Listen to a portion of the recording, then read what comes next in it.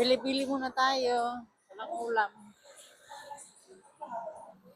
Naubusan kasi ako ng ng budget.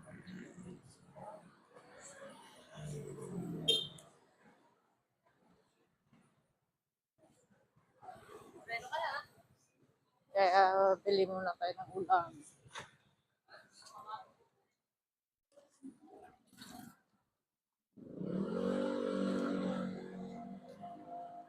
Medyo madilim dito sa kay mga kahoy.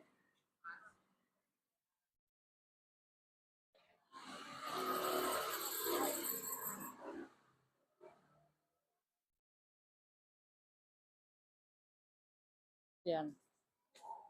Maliwanag na.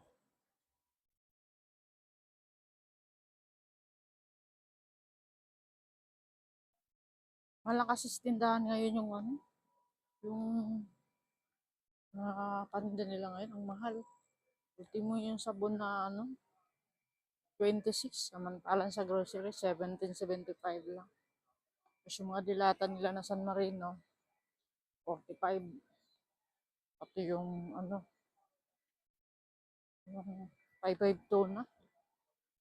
Ganun din ang presyo. Samantala, 27 lang yung ang laki ng tubo.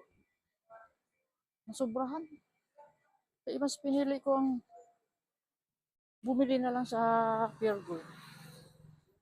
Makakamura pa ako, diba? Kasi uwi na ako. Thank you.